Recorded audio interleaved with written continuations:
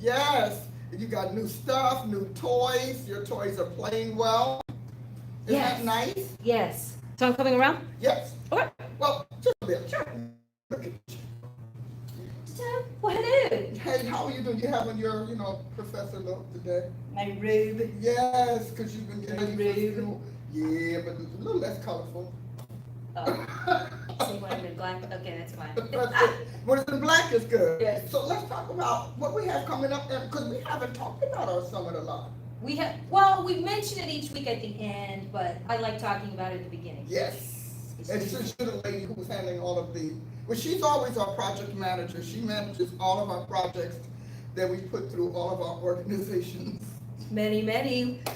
And she's pretty good at it.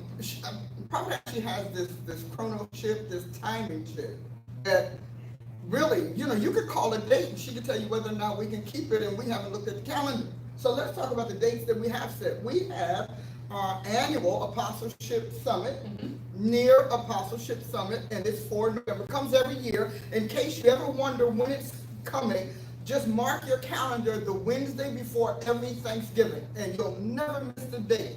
So even if Thanksgiving shifts, the date will trail with that. So let's talk about what we got going on. Yes. And then we'll have Prophet Adia talk about some stuff. Yes, the Wednesday, the week before Thanksgiving. The week before. Not the Wednesday, this Thanksgiving. The week before. Yes. Make sure you put WEEK. Every single year, Dr. Price refuses to change. She's had tremendous pressure, even from some great opportunities that I'm glad you didn't change it because they're not the opportunities to include people. But it's always that Wednesday through, well, the conference ends, the summit ends on Saturday, but we have church on Sunday, and a lot of our attendees stay over. Yes. And come to church with us. And so it is here in Tulsa, Oklahoma, our New Era Apostleship Summit at the Doubletree, the Warren Place Doubletree Hotel. No, Doubletree Hotel. The Warren Place Doubletree Hotel. This year. It's like a bundle. Yes. What do we have going on? Come on, let's talk about What don't we have going on? Okay, Wednesday, the first, we have our dignitaries dinner. But even before that, the AITs, the Apostles in Training. Yes. We have our Inquisition. Okay, I'll take this. Because she's wanted to carry out a proportion of commission, of that entity's commission. So you have the portfolios, how you will do it, the ways you'll get it done. All the beautiful adornments as we've seen you. Exactly. Do anything. Now,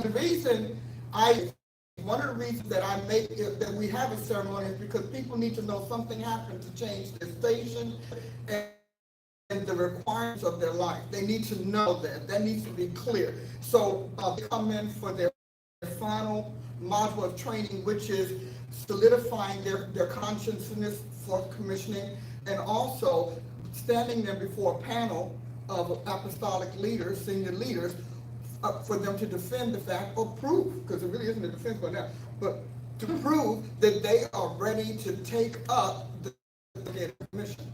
And so the panel that will happen on Wednesday day. They will be questioned and etc.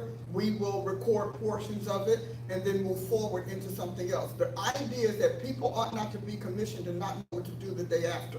Everything is to see to it that day after commissioning, they can get to work on what God commissioned them to do. And it's to get to Julio, is to get to work. You all almost done, aren't you? You said yours is about finished. Yes. Yes, hers is about finished. So what It's good because it's due Friday. It's due Friday, and it's literally a manual. It's leather bound. We Yes. leather bound it. I think it is the most remarkable thing. One, bringing credibility to the program. Apostles say we want to be credible. Prophets say they want to be credible. But when it comes to actually doing the work of credibility, credentialing, is when you find out how much you have or have not thought about what you're going to do with this exactly, and not just ethereally, and I'm just going to do this for God, I'm going to do that for God, and whatever. I mean, the questions we have to answer are wonderful. Well, yes. Well, it ranges from historical account of how we got there, to what we learned from the training questions, pointed questions, name 5 things here and list this and list that. And then the commissioning aspect, according to your understanding, what do you understand your commission to be, your vision, how do you plan to implement it, how do you plan to be successful in what you do, and who is your sphere, what's the people group or arena that is best suited to your commission. And we commission people. Our commissions go from grade 3, grade 1 to grade 5. We always have so that people who are turning to our commissionees will know the magnitude and the latitude of apostleship they are equipped to handle. We do not commission people because it's not necessary, because we need apostles at every level. We need the apostles that are going to come catch the folks coming off the street, things, go into those kinds of nations, and then we need the experts who will perpetuate the superiority, the superlativeness of what we train them to do. It's a very complex, and you definitely want to be a part of it. You want to see it. And from there, then we move into the ceremony. So the commissioning is not just a matter of, well, write us a paper if you do. No. There is a full documentation. There is a completed practice. Also doing the acts of the Almighty. So practices and acts are the same, and we work on that. The acts, they have to prove that they can make it happen. We don't commission without fruit. If you don't have fruit, then obviously if you don't have fruit in training, you will not have fruit in service. You just won't. You'll have followers. You'll be able to gather. I spent a lot of years listening to different folks talk about the gatherer versus the counselor and all of that. But I want you to understand the gatherer can be a rock star, a fan, coach. Right. But a replicant, a transformer, that's something different. And so we need to see what it is, and all of the major themes of apostleship are covered. So we're going to have a great time, and then from there, from the afternoon, they come in, and then that evening, Wednesday evening, we have our dignitaries dinner. Yes. And we have Dr. Nichols, Dr. Reginald Nichols out of Portland, Warner Pacific College. I'm vice president, I do believe. I don't want to get it wrong. There's some department, but I don't want to get it wrong. Amazing man. And because we understand apostleship to be cerebral, it's a heady calling. It's a very heady calling, even more than mental. Prophets are mental. They're gonna give that mind to Christ, the law's government. But a cerebral, and so the prophets, the apostles are very heady. And so we push toward the end. Why? Because if you have to go to the head of state, you need to be smart. You need to have an education. Really? Yeah, because we're assuming that a few of them learned a few things. No, well, the old move always relied on the anointing, which people could just tell you and declare they have or not, and then the observer can agree or disagree. Not this. This is an established institution. It comes from our School of Apostles Commission. The program is the Apostles in Training Credentialing Program.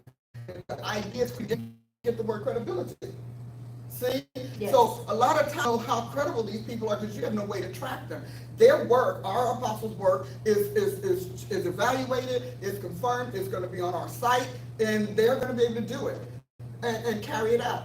And carry it out at whatever grade their end product says they can handle. Because not everybody can bear up under an international ministry, of a multinational ministry. Not everybody can bear up under particular service or whatever. We have some that are going to be apostles to prophets. We have some that are going to be entrepreneurial prophets, judicial prophets, that classification.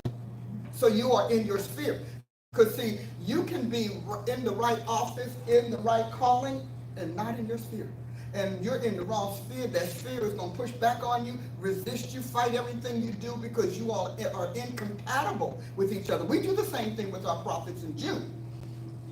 And so we have that, and then Thursday morning we kick off our session, and then Thursday with Dr. Price. Yes, with me. Okay. Don't run past that. Keynote host. Dr. Price is Thursday day. You can.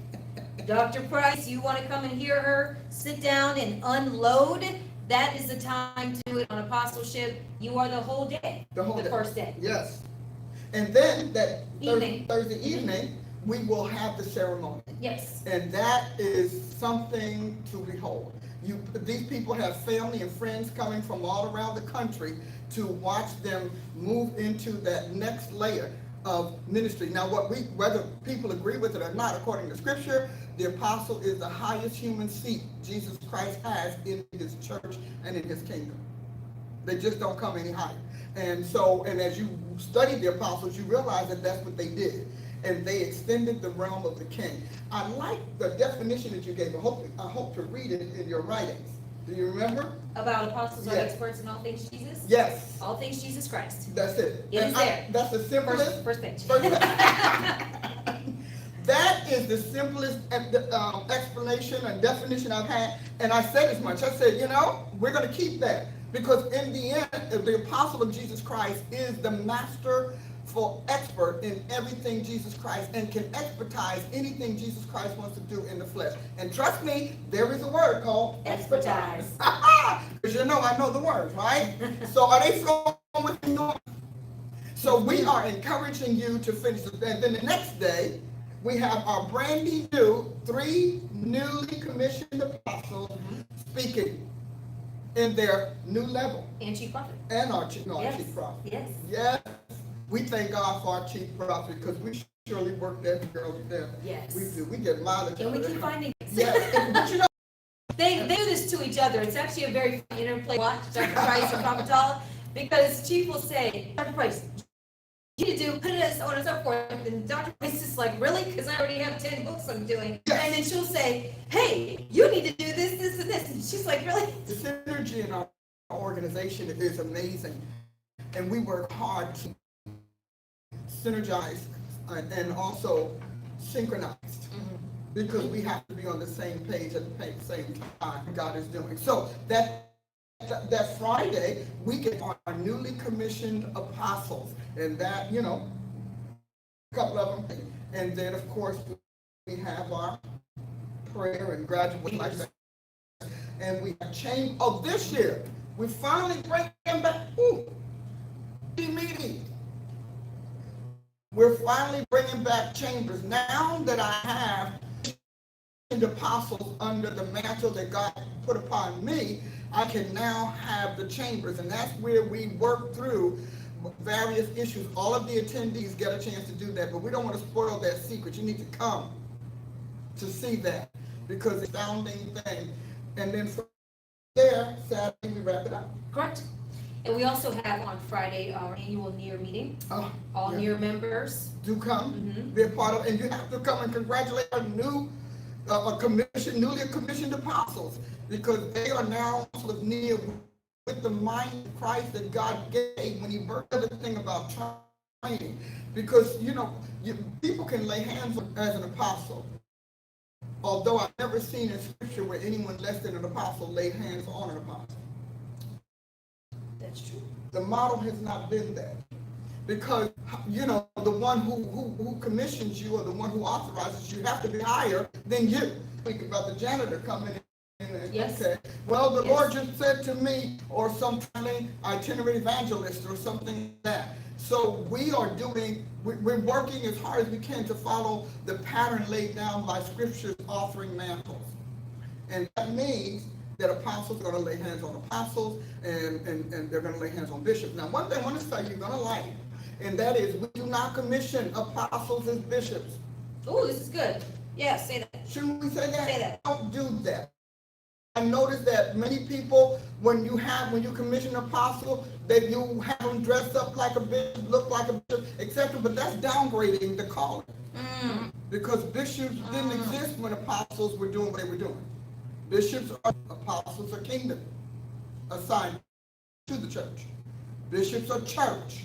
See, because bishop is nothing but a pastor or pastors. I mean, not nothing but an amazing job. How they kept us going this long, I don't know. And truly, when you meet a real one, boy, you met one. You know you met a bishop. Christ is the bishop of our soul. This is not a put down, but a divine order is in Scripture. It is not in human. So we can say. I hope Prophet did you wrote that down. Yes, because you want to come back to that, don't you? Because we can say all day long, we're in divine order. You're not if you don't match with scripture, you're not in divine order. I don't care. Because scripture is what God said he wanted, and he sent his church to the planet to bring a piece of his heaven into humans' worlds. And so that means that first apostles, secondarily prophets, third teachers is divine order. The threefold precedes the fivefold. Woo! You're teaching already. Yeah, I know. I'm not going to go deep today. I'm going to let you wait. Something else. And well, I want to come on the Thursday for the summit. Does this speak to any of you all out there? Because you have ordaining and making apostles, but that's like the second leadership. And that's not how we do it. When Paul and Barnabas realized that Paul went to, first of all, place he went was to the apostles. And they, yeah, that's right. God is, because who can tell you that you're an apostle is somebody who's doing it.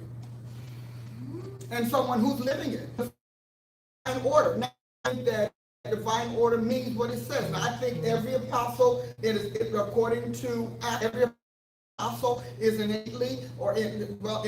bishop, but not every bishop is an apostle. Now we have, and then we really do. We have bishops that are very apostolic, and then we have really bishopric apostles. But that's not a mandate. That's when we start talking about there are bishops out there. They're not apostles, but they're as close as you can get, and they're apostolic.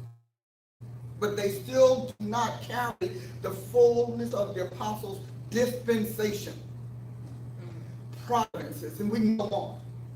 So those are the things that they learn. So because when my apostles complete this training, they will have more than head knowledge. They will have soul conversion, and they'll understand the powers that's at work in them, that which has been granted to them. And doing the portfolio praxis lets you know how you have or have not been converted throughout the training process. Yes, and I'm looking for convert. I'm like Jesus. Jesus said, when you are converted, Pete, come back and strengthen your brother. Hey, can we talk about translation?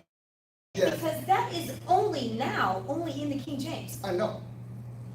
Because the other ones talk about when you return to me. I know. And the thing is, and the reason they do that is because all of those translations that have that are a church. They are ecclesial mindset and not kingdom. And only because in those same Bibles you're going to find them whitewashing and getting the men together anyway. A lot of their language is going to flip like it belongs to the fivefold. Yeah, my portfolio. I end up using a lot of King James. Yes, and that's why the King James is still authorized. Because these are all unauthorized. These are people who have decapitated the church. Because it's unfortunate that they would decapitate the church, because they did, and they put number 4, not even 3, number 4, above the 2 founding officers of Jesus Christ Church. So let's just say that, because Jesus was like, my church upon this rock, and he said the gates of hell would never prevail, and we wonder why they're prevailing, because you know what? The gates of hell will never prevail has to do with the apostle and prophet. Because they're the founders of the church, they're the finders of the church, they're the blueprinters. And the church, apostles and prophets did not start, bishops did. Yeah. Apostles did not start in the ecclesia. Powerful. So we need to understand. So a lot of what you believe about the Christian church, and you say, well, I don't understand how you can take it out, because the people who guard you have not been empowered. And those that have come into position in that way, they bought into the prevailing evangelical, traditional, fundamental, and none of them according to God, starting with the stationary members. Always remember, you can always know the fivefold by this: apostles, prophet, evangelist, external, pastor, teacher. Because the pastor is to the church in-house and is the school. You always know it that way. So that tells you a lot. So what the apostle, prophet, and evangelist share is that they are all field officers. Well, you always said, way back when I met you, The apostle and the prophet do not have to have a congregation to have an office. And But neither a does pastor, and in order to be a pastor without a a congregation. congregation, got a job. Not that. And teachers without students. And what do you? what You're do you do? tired. Yeah. So when you think about it, no, but when you think about it, the church has not been in divine order for ages. Ages. What we're doing in near is that we're not just reactivating the office or recalling the office. We are reactivating the entire dispensation based on scripture's authoring mantles. Not based on evangelicalism, not based on traditionalism, not based on fundamentalism. They all have a place, because that's where pastors and bishops and all of those kinds of teachers, that's where they fit, and that's where they serve God. No, the reason the planet is in trouble has to do with the global ministries being absent or diminished, and people get taught that. I'm telling you, apostles don't exist. Yes. And I'm like, well, if apostles don't exist, why are you university? And denominations. And denominations. Say the same thing. And I'm like, but how can you exist without us? Because the revelation didn't come to you. And Paul, like, did the revelation come to you? It didn't come to a pastor, actually. It didn't come to a teacher, not that kind of a teacher. Because there are fivefold is literally your institutional constant. Fivefold is your administrative. And interesting is your administrative arm. They to carry it out. So we've got the thinkers, the executives, the legislative, constitutional, and then we have the carry it outers, the enforcers, the disseminators, etc. We have to know this stuff. We don't. And because we don't, then you half of you all that are being called to be apostles, you're like, well, I'm just going to be the same as my pastor. Does she don't know why we need you? The pastors don't know why we need you. Bishops don't know why we need you, because you've not defined yourself and you're not delineated it. I'm writing my book, Eternity's General, which is my book for training apostles. I have about 4 or 5. But I wrote in there how apostles represent there are people who represent the king himself and his throne. There are ministers who represent his kingdom's realm. And they're very different. See, because you can work for the kingdom. We work for the government house. Indeed. We don't work for the state house. We don't work for the Supreme Court. We just work for the government. So these kinds of fine points, and apostles are the ones that gave us those fine point things, and when we go forward, when you join us in November, you're going to get a lot more detailed information. If you are an apostle or you're an apostolic leader and you want to train people in this is a good training.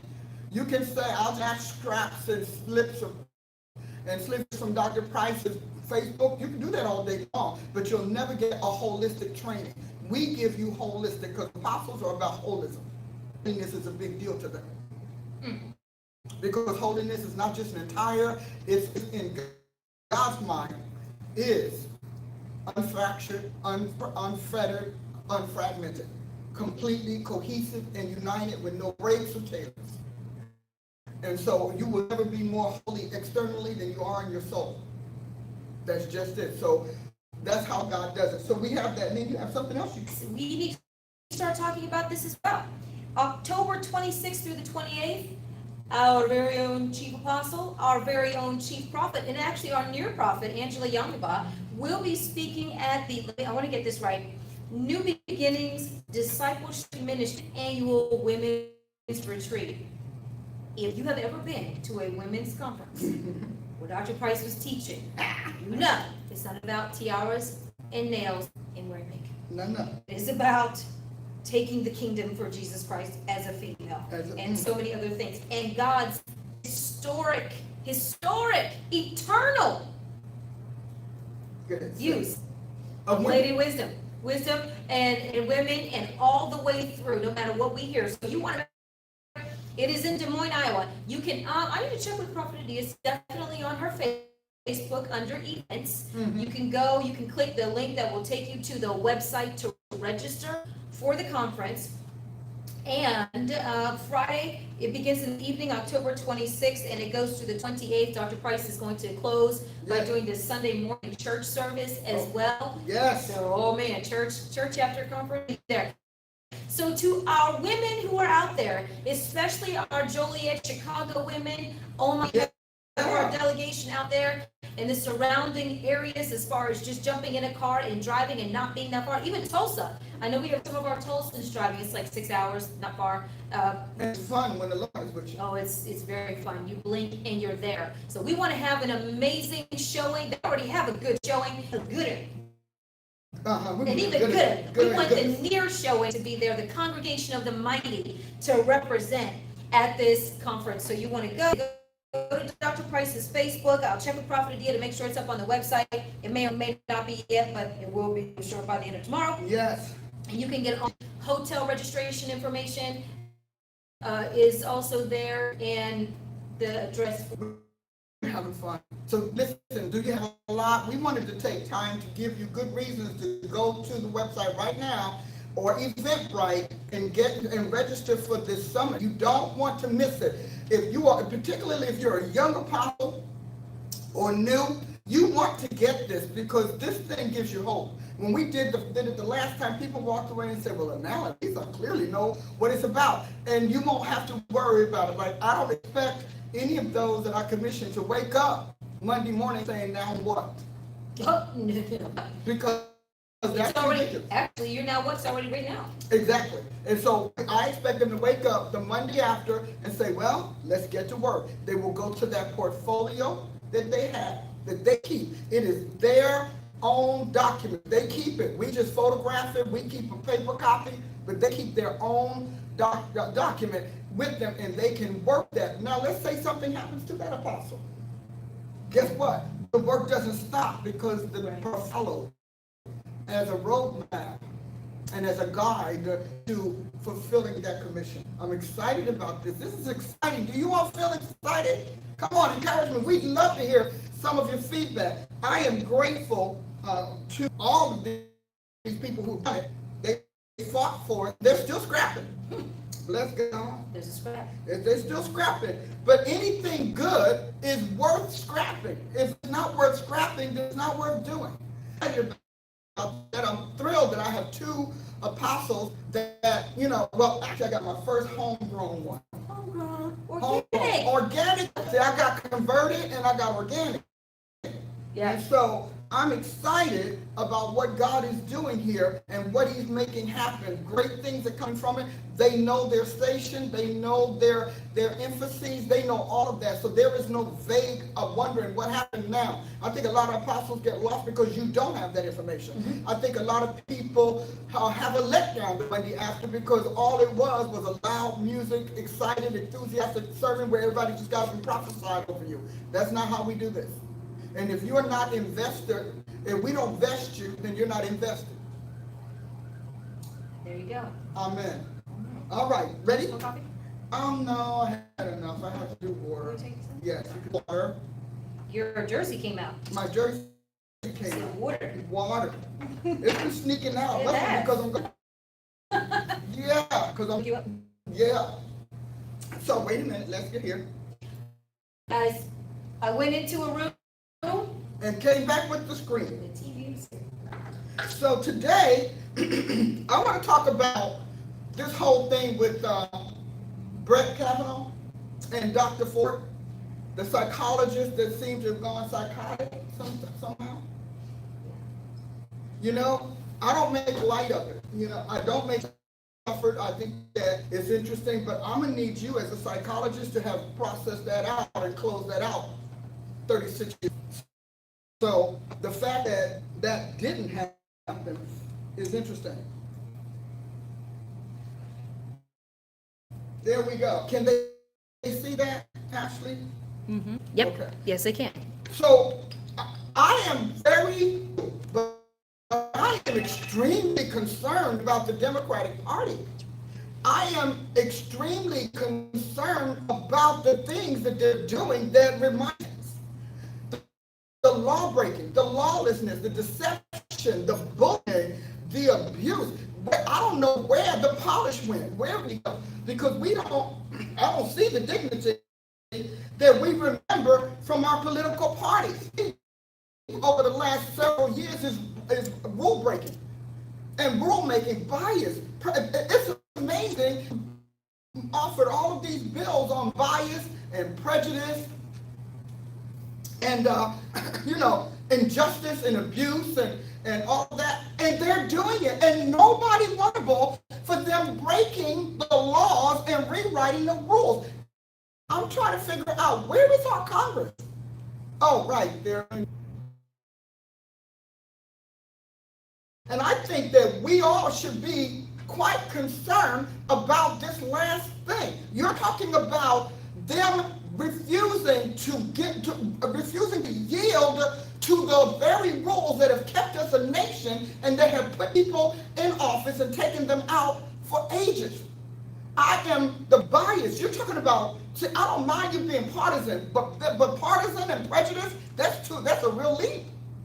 It's a real leap for you to go from being partisan, this is my party, to prejudice. Anything Christian, anything conservative, anything that's not liberal is out of bounds. So we the little Americans down here at the bottom of the mountain, we're pawns. We get pushed around from side to side. They kick us around like a football.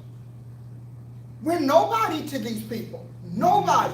You're talking about spending literally millions and millions of dollars on vendettas. Mm-hmm. Vendettas. And then you're going to raise our taxes. How are you going to raise our taxes? Go get that money they spent. I think if they bring those kind of charges, they ought to be billed. We as Americans ought not to foot the bill for that. I believe that the Democrats got a problem. They need to pay for it, and they need to foot the bill and not put it under some guise of some governmental justice or political justice. Because what happened to this man is unjust. I don't care what anybody says, is unjust. And every time they do it, they did it with the recount. We couldn't have the recount, so we had to foot that bill. And then they did it with other things. And we had to foot all these bills and all of their vendettas. Where is it in the Constitution? Where is it in any amendment that we get to foot the bill of political parties that vendetta? That is wrong. That is wrong. And then you're going to pass taxes on us because you used up our money on your vendetta. So I'm very concerned. I'm an African American woman. You know, we think the D in our DNA is Democratic as African American people. Now, I don't. I have never been a Democrat in my life because even as a young woman, something about them scared me. And they have proven themselves. Because they always, and I'll tell you when they lost me with that Clinton impeachment. That's when the Democrats lost me.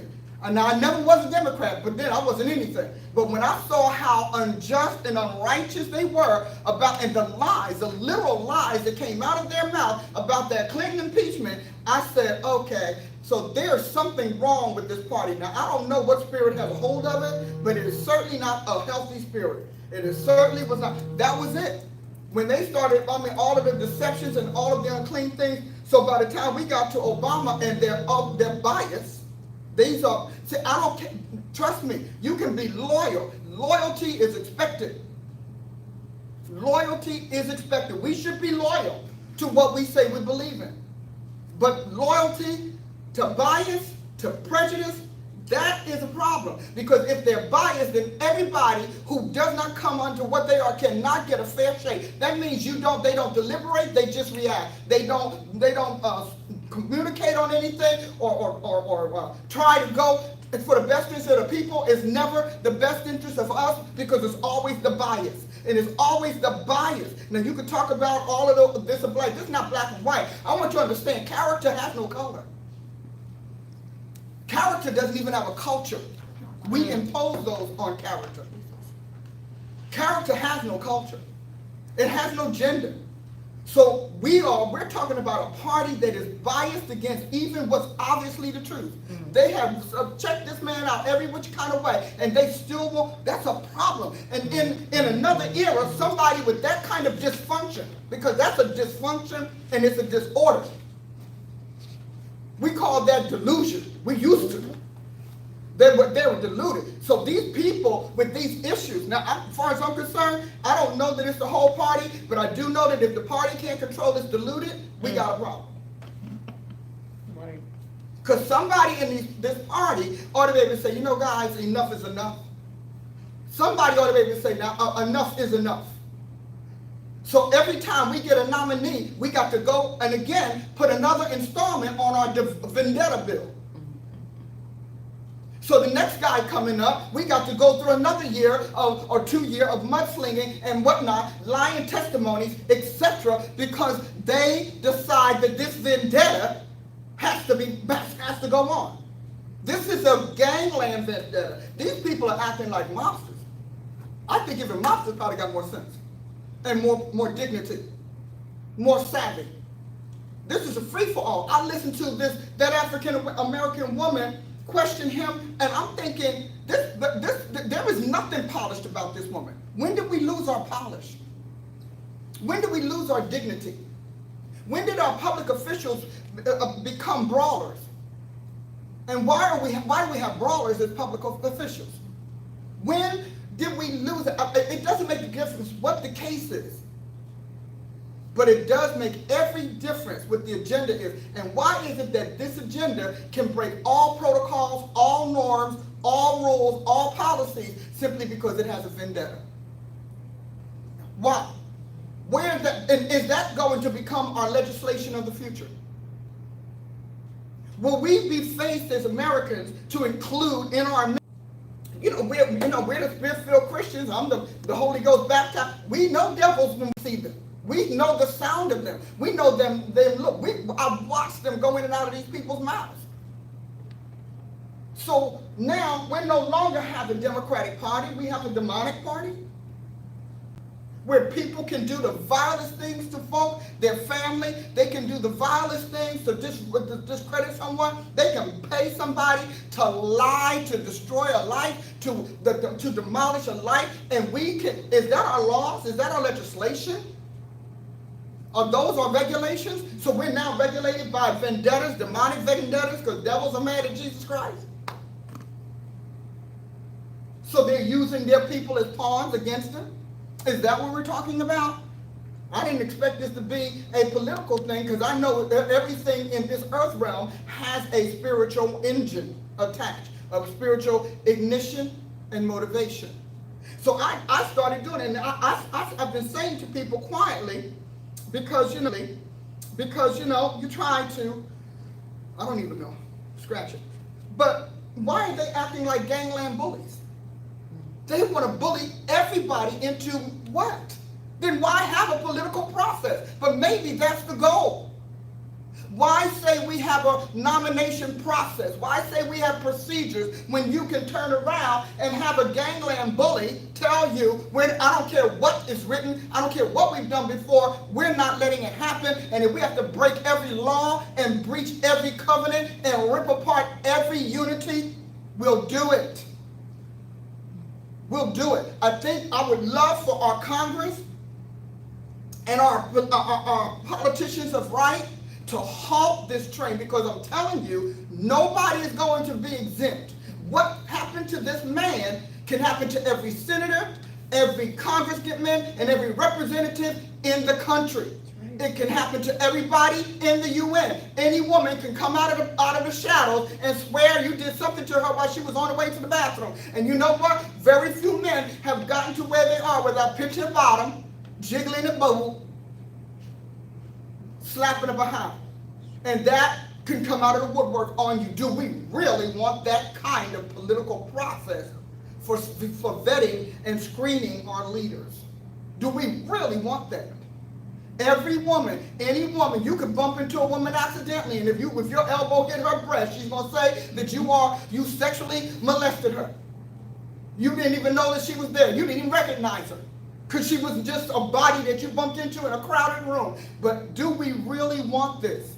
Because see, we have set the stage for all of these women to come out of the woodwork who had a one-night stand, rose to the top, got what they want, and it's over. We've set the stage to cry rape under any circumstances. And they don't have to really prove it, because we have primed the public for a knee-jerk response to such claims and such allegations, that in our knee-jerk response, the woman is right and the man is wrong. See, I'm a woman, so I'm going to say this because I am a woman. And I know women games. And all women know women games. We all know it because we were all trying to get a boyfriend, trying to get a date, trying to get a mate, or trying to get a husband for the kids, whatever. We all know the games. And we live in a sexually charged environment that has been deliberately primed for indiscriminate sexuality. And then, but when it serves our purpose, then somebody can cry wolf. And I look at I read this lady, I was standing in the background, I'm like, but you're a psychologist, come on. And you saying it, baby. No, for an extinguished, I'm talking about really distinguished universities. And you're a psychologist, you've done studies, etc., and you're standing here. I asked God, you know me, I'm always going to go for the highest call. I said, God, I need the bribers to be revealed. Because this was bribery, it's clear and simple. Now, I don't know whether anything happened to the woman or not, but I do know that our FBI is a little better than she gives them credit for. Because they like their jobs too. So they're not going to go after this and begin to, go after this and have somebody sitting there that's going to say so-and-so failed in his job. These people are good, they're well trained, and they're well screened. And so they would know. And they have gone after this man all these times, and the fact that that the American people let that go. Now I could see them saying, let's check it once more. Maybe something fell through the crack. Buddy was ready for retirement. Susie was ready to go out on a trip or something. This one was getting another job when it was happening. Maybe they didn't give it their full attention. But in the end, this should have never gone on. This is a vendetta, and we need to call it that. The American people need to call it I'm telling you, it's the Kavanaugh vendetta. He just got caught in the crosshairs of whatever unclean spirit running this thing, boxing it out with Jesus Christ. Because he does that. Because they don't want us to stay a Christian nation. They don't want that. So if they can do anything, the last thing they want is Christians in power, and certainly not good ones. Certainly not, as you can say with him, you can't accuse him of anything. You can't buy them. You can't bribe them. Hell has nothing that they want. Crime has nothing that they want. See, that's what we haven't wanted. And so I'm thinking today as we're talking, and I'm thinking, but these people are, if this was done in a corporation, if this was done in some sort of other political setting, it would be clear that this party is wrong. Now, whether they meant to be wrong or whether they're just running on emotional steam, that's debatable. But they are behaving like gangs. And they're ganging up on whomever they don't like. And they're ganging up on American people by deciding that we cannot make a decision, or if we do, our decisions cannot stand.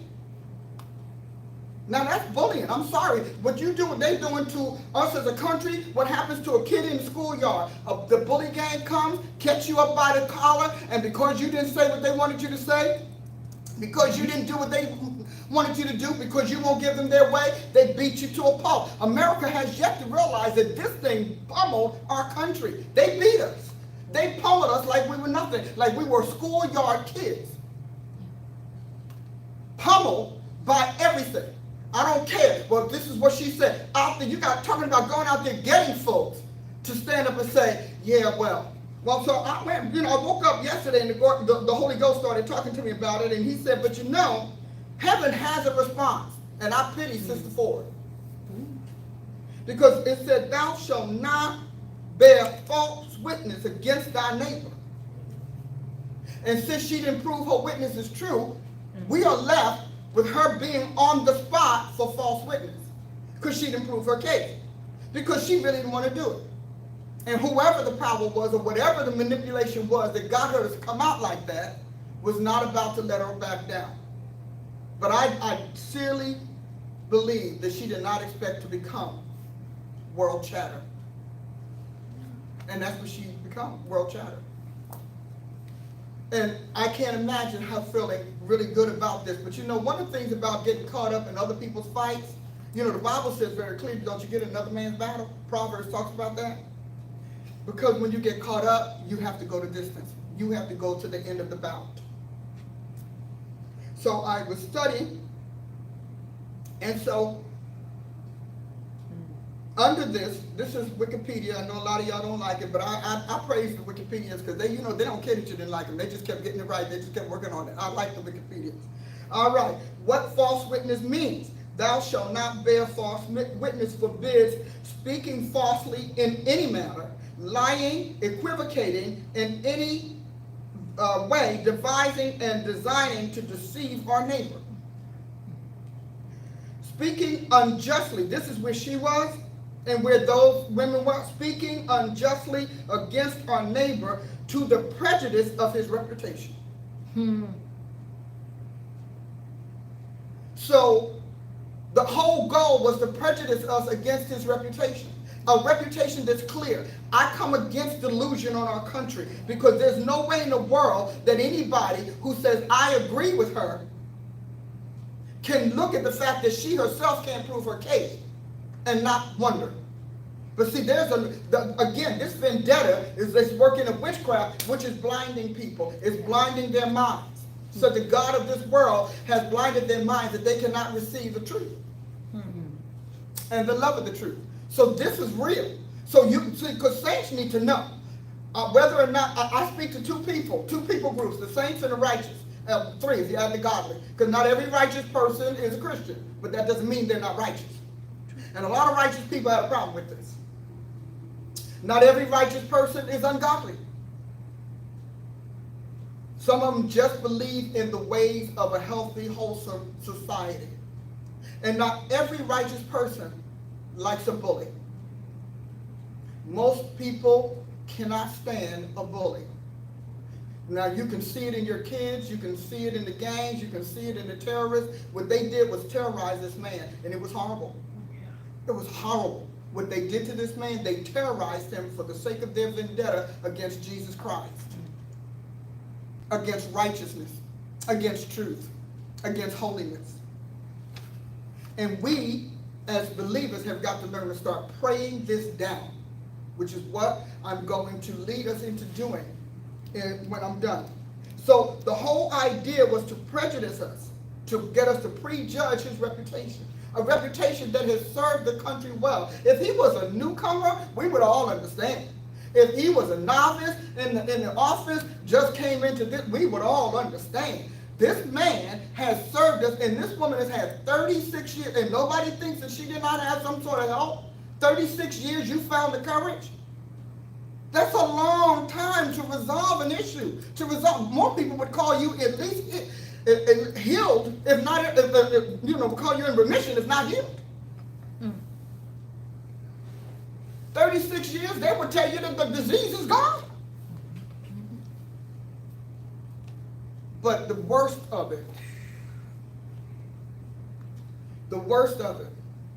is that this poor woman has no idea what she's done to her life. And no matter how many times the enemy promises you roses after the end of a rebellion and at the end of a what do you call them? Allegation, false report, he can't deliver because the wages of sin is death. Whether that's to your home, to your family, to your friends, to relationships, to your job, death doesn't have to be corporeal to be effective.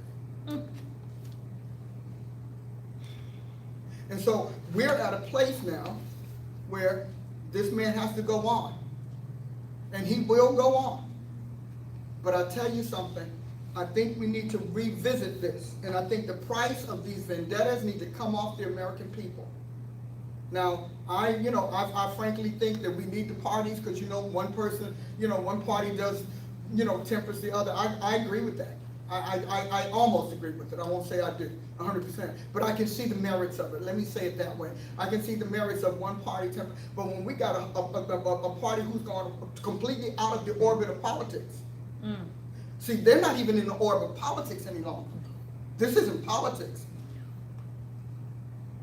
This is so not. This is battling. This is brutality. This is brawling. This isn't politics. Because politics is about the people. Poly, us. Tick, how we work, how we think, what we need. See, we've forgotten that. Because the people spoke. We spoke in the election. We spoke in all of the things that we've been living. And when when the righteous were beaten down, nobody cared about us. Nobody cared about the poly and the tick. And here we are again, still not caring about the poly and the tick, and the techniques. So this new technique of raising up false witnesses, is that really a ground that our country should travel? Is that really what we want to do? Because we are guaranteed, in doing so, we're raising up the spirit of a liar. Now, we know politicians don't always tell us the truth. We know some of them can't spell truth. But you know what? Do we want to make it legislated? Wow. Do we really want to legislate and enact every single time it's time for us to nominate anybody for anything? Do we really want to do that? And are we the ones making the decisions? For example, is it the culprits that get to make the decision, or the citizens? Because we're the citizens. Nobody asks us. Nobody. We do these polls, and people poll their fraternities, their schools. These are biased polls. The average, I don't ever get asked. They don't ask me anything because I got a lot to say. But I don't get asked. Most of us, by the time we hear the news, the polls have already, we don't know where the polls are. Somebody needs to have a site where we post all them polls and we find out who the posters are and who the pollers are. Because we don't know. We take somebody's word for it. Y'all might have been at a party, an all-night party. Okay, well, let's just take a poll. Okay, how many of y'all raise your hand? Okay, that's a poll. Yeah. We don't know.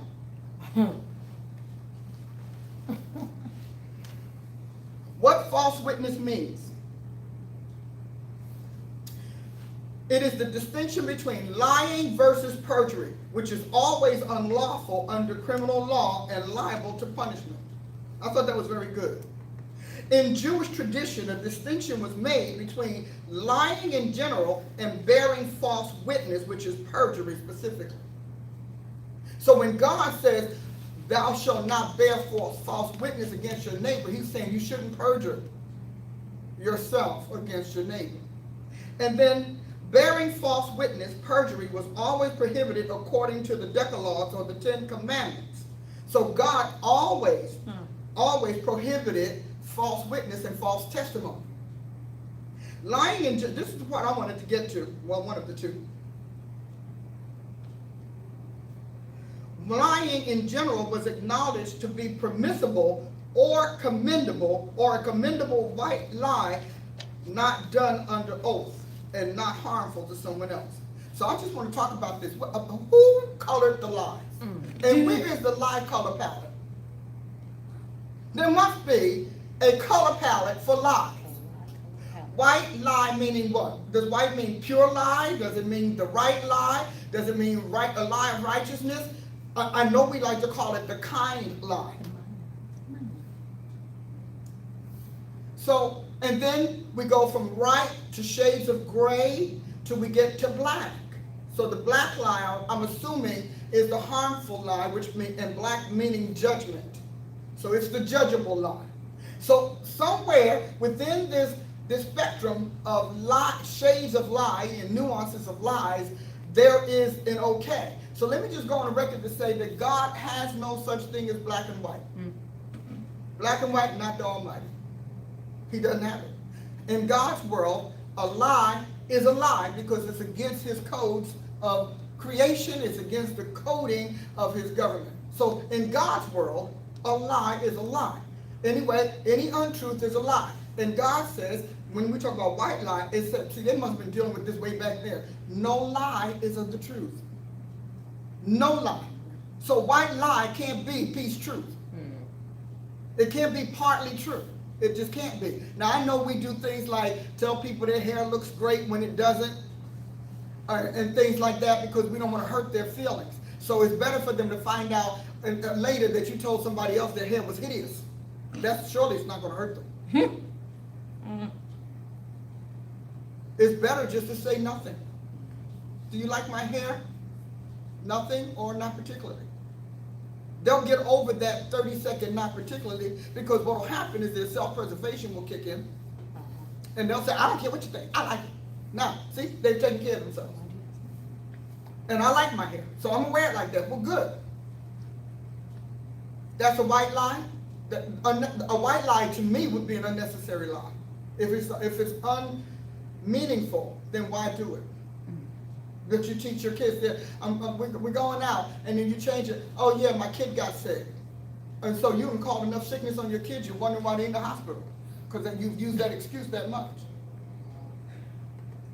So Jesus. God has no white or black. Now I can tell you the truth. We all have to struggle with it because we are all made in sin and shaped in iniquity. We have to struggle with that. That is just human nature that's in this world. But when it comes time to demolishing someone's life and demolishing someone's reputation, they shredded this man's years of faithful service for a vendetta that we had to pay for. So we, in fact, helped them shred this man's reputation, whether we agree with it or not. Then when it comes to that, the lie, it becomes a crime if you do it under oath. It's a crime. And so, and if you haven't proven your case, then clearly you misremembered. You misrecalled it. But when you found that out, you needed to have bowed out. Now, I noticed that we have a constant recurrence of this. This thing keeps recurring, and because this is the weapon in their arsenal. This here is the weapon in their arsenal. They're raising up, finding false witnesses. That's what they're finding false witnesses. If you can't find truth, so they couldn't find any true witnesses against this man. So they went out on a party to find false witnesses and to see which one could be persuaded to break the law. Now, I believe that a lot of women in position have great stories. A lot of, what did they, something like every 3 seconds a woman is raped or something ridiculous like that. So the fact that a lot of women could have a rape story is real. That's a reality. A lot of our congressional folks, male or female, can all be brought into that. Every one of you all. Because all somebody has to do is set their sights on you and then go out and send a search party out for false witnesses or true. Things that you've forgotten. Things that you were high about. Things that you didn't do but you were a party to. But do we really want to set that precedence? Really? In honesty, do we really want to set that precedence? Because all of these Congress people and these senators who are going to have to vote this man in have got to ask themselves, do they really want to sanction something so horrible and such an abhorrent abuse of authority and power and justice? Yeah. This is an abuse of their power. Vendettas of people in seats of authority is an abuse. That's an abuse of power, abuse of office, abuse of authority. Do we really want that? Because see, that means all of our Congress people need to look behind their shoulders and try to go back and make sure sister so-and-so is dead and so-and-so else is married, someone else has left the country, so that their past cannot come back as a weapon or a cudgel to use against their success and their attainments. That's a big deal. I have one final thing, and then we'll bring our prophets up, and that is, I firmly believe, I'm just, you know me, I'm just J&Q citizen. Just a citizen, everyday citizen. I don't do that. But yeah, I can. I was going to say I go to the store, but I don't do that. But I shop like you do. I live the life you live. We all of us just trying to make it in this life. This dust pole called Earth could be a little difficult sometimes. But we do make the best of it. And I firmly believe that women who come out and do this, and who allow themselves to be false witnesses against anybody, but especially against our political figures, ought to pay damages. This woman ought to pay damages for what she did to his reputation. There ought to be some compensation. If we're not gonna call it a crime, then at least we can call it a damage. And she ought to pay damage. I think that they ought to, if they come out, I don't care if they come out in 50s, 90, 100, if that's what they want to do, if they prove their case, that's one thing. With Bill Cosby, the case was proven again and again and again and again. But in this particular case, they have proven our highest investigative body in the country has done it over and over again, and it's been proving to be untrue. Then she should pay damages to his estate. I don't care if it's just having her put some money in his favorite charity, but she needs to pay damages because this needs to cease. And they need to be less inclined to bear false witness for the sake of a paycheck or a bribe or whatever promise. I don't know. But there needs to be repercussions. She shouldn't just get to run off into life. She's got her 15 minutes of fame. People are now remembering you're the one, because what people are going to remember is that you're the one that lied on Brett Kavanaugh. They're not going to remember that it really happened to you. You just don't remember who did it. Nobody's going to recall that, because as far as we're concerned, if you can't remember who did it, anything that traumatic, oh baby, you never forget it. I promise you. You never forget. You almost remember the day, but you definitely remember the setting. You remember the setting, you remember the environment, you remember the condition, and you remember that ugly face that looked at you while it was tearing you up. Jesus. You don't forget that. I don't care if you're 90 years old, you remember it. It doesn't ever go away in your life. It gets buried in your subconscious, and various things that correlate with that day or that event raise it up again, and it's triggered. And you don't ever forget. And so that's why women who have been in that position will tell you, no, she's lying, because she would remember. Because you can't, unless you're drugged. And even if you drug, you'll dream it all the time. Because it's unresolved, so you dream it. You just keep dreaming it. Hallelujah. Are you ready? How they doing? How are they doing with me? Oh, good. Some good comments. You want to share something? Yes. Somebody said, you are correct. You do not forget. Someone said she got paid privately and publicly by GoFundMe accounts. She did. All right. Agreement with that truth.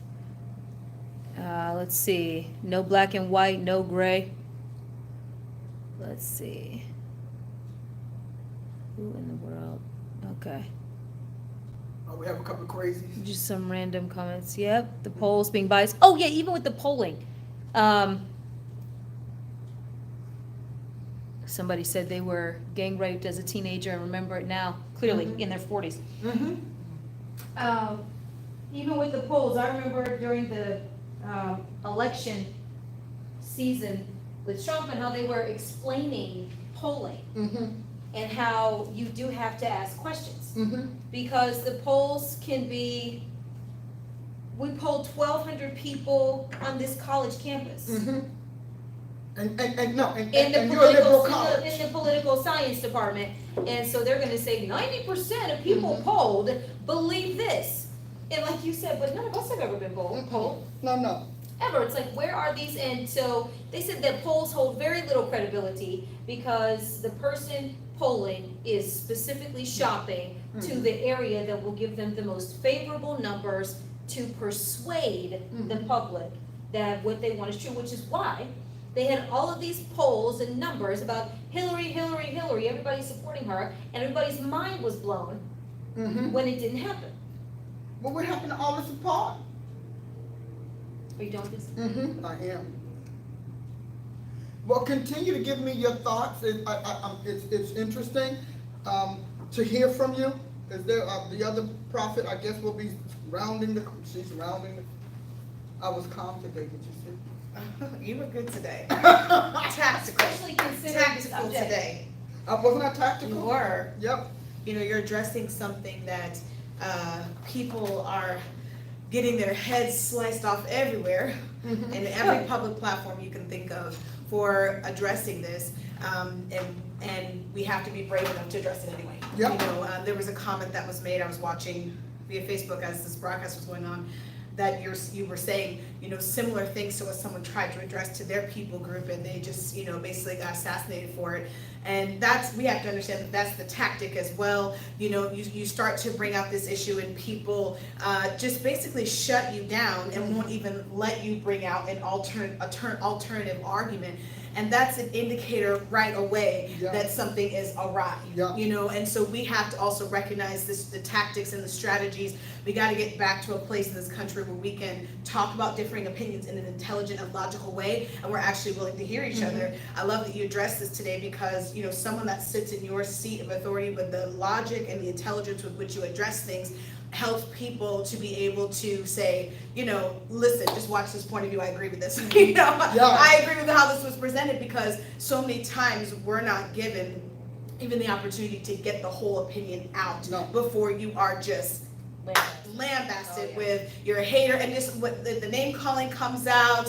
That's why I can't deal with people like you because you're so judgmental, or that's why I can't talk to people like you because you're so racist, and just all this stuff. And we have to recognize the labels that are used to shut down the argument that you made today, because that's what happens. Yeah, I can believe it. One of the things that I will say is that in addition, this gangland spirit on the Democrats has, and I believe that politics has turned sour anyhow. We've been knowing that, but I'm gonna need you not to act like a gangster with me, because that's a gangster move. Yes. We're gonna yell at you. We're gonna punish you before you Yes. get it out. Because people are not taught to think. They're primed to feel, and because their feelings are dysfunctional, because their information is too minimal.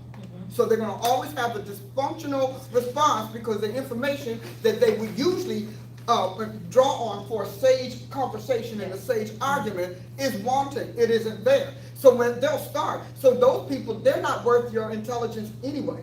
You know, I'm just being honest, but what Satan is trying to do is multiply the gangster. I mean, think about it, we're in a gangster era. We got gangster movies, we got gangster this and that, all of this gangster shows. So what are people trained to be? Gangster like in everything. And so unless there is an intelligence that's going to come along and be given an important stage. I mean, you got news media people cutting up.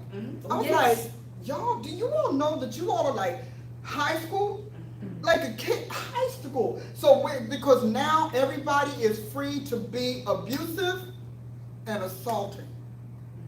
You can assault others if you disagree, because that's the climate we've created. Yes. You know, the climate of verbal assault, the climate of abusive disagreement, of contemptuous disagreement, because we've done that. Why? Because the whole idea was to get a mob seen. So people are always mob ready. It's true. They're ready to do the mob thing. Yeah. You know, come on, our protesters, mob thing. We have done that. And how we'll turn that around, well, that's a whole other broadcast, but it will turn around. It will turn around. And so, and I firmly believe that the women who do this should not walk away scot-free. Well, Because then they're going to end up, that's going to be a career. Oh, hey, let's put Molly out again. She was so good the last time. and that's people. When you were talking about needing proof, we do like to run down, and they're very valid, the statistics of women who are assaulted. But we don't talk about the false accusations and these people's lives who are wrecked. And even when they're found innocent with undeniable proof, that stigma is still there. They will never outrun it. They'll always be remembered of, you were the football players that, you were the lacrosse players that, you were the whatever that. And it's true. And because this is an emotional thing that we're dealing with, and obviously a human issue, you do have to have that maturity to separate. Just because there are people who are not prosecuted for their crimes does not mean that everybody who is accused is guilty, correct? And that's what we blend together. See, this is why, when you were talking to somebody, this is why, women don't want to come forward, because whatever. But this isn't this issue. This issue is, she can't prove, after almost 40 years, that he, beyond a shadow of a doubt, because that's what we have to get to, committed this crime. And nobody wants to talk about how all the women who came forward in the beginning to vouch for his character. What you said, something like 60 women? Listen, how many did Something you? ridiculous amount of It was numbers. over 20, I Yeah. know for sure. I'm not sure the number. So all of these women come forward and say this was a good guy, and some of them may have been wanting to seduce him, and he just rebuffed them so they know he's a good guy. But, because that happens, but it has always bothered me. But first of all, humans cannot have balanced scales, they just can't. That's why justice is always blind, because they don't know how to balance scale. We can, to us, a pendulum can't ever be dead center. It's got to go this way or that way. It's either all women who have been raped actually dominate the Thank you consciousness. for using Blog Talk Radio. Oh, Goodbye. Oh, Okay, but all the women who have been dominating the victim side of the scale, they prevail. So everybody's mind is framed by their trauma, their sorrow, and it's horrible. It is horrible. I'm gonna tell you right now, for it to happen, it's horrible. But then all of the other women who literally brought false witness, college kids, students, well, I'll tell you, they got shows. Well, I'll tell everybody you touch me. Yes. I'll tell everybody They sure you do. do. They've got shows. They are teaching these women how to lie and wreck these people's lives. And so sometimes it comes out and sometimes it doesn't. But if they don't prove their case, then they need to pay. Their mamas and daddies need to pay. Because that, to me, you don't have a right to wreck somebody's life and their future. As you pointed out, they don't even get a chance in the future. We don't take them off the list. We keep them on the list of the allegations. I wonder who goes back and say, well, it was never proven. Yeah, but just because it wasn't proven doesn't mean it didn't happen. Well, just because it wasn't proven doesn't mean it did happen. Correct. true. So it's the flip side of the same coin. And I think about, like you said, football players and teachers and things like that. I maintain that if the case is proven, yeah, prosecute them to the fullest extent of the law. Yeah. Do that. Correct. But if not, then those people who bring the case will have to pay damages. They should pay. I don't care if it's a high figure like him, he won't need the money, but he has a charity or something that will need the money. But we have got to stop one-siding things. It's always either, the enemy can't do balanced scales, but it's either this or that. It's either every woman who claims rape is right and true, Right. or Everyone is wrong. everybody's wrong. But it can't be the fact that this is wrong. This woman, after 40 years, first of all, I don't understand why 40 years. I'm still seeing, nobody's ever answered that for me. I want to know, well, what triggered you when you said she got paid with GoFundMe, so we know she was bribed. So you went out there and you would put your entire career of integrity on the line for a lie. So now when we come to you as a psychologist, we know that you don't know. We don't know if you're going to tell us the truth about our diagnosis. We don't know if you're going to tell us the truth about what we're suffering. We don't know if you're going to tell us the truth in your counsel. We don't know that because we know that you can dance away from the truth if the price is right or the motive is right.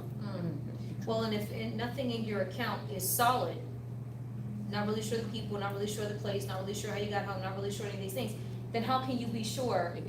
How can you be so sure that that's not how the mind works? No. Well, unless you had a dream, because you could have just had a nightmare and some peace and booze.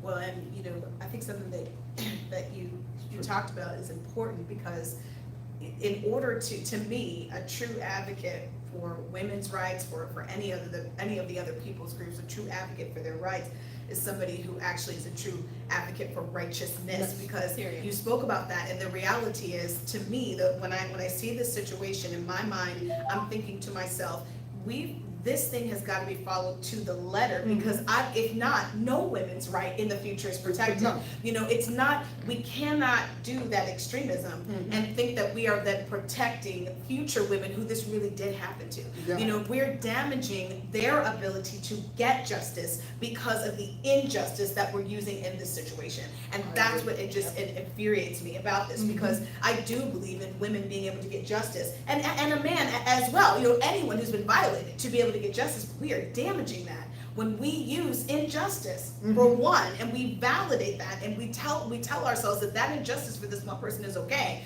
we ruined justice for everyone else. Because the Kavanaugh thing is gonna spin in people's minds. Yeah. So we hear women's rights, and they fought how many years?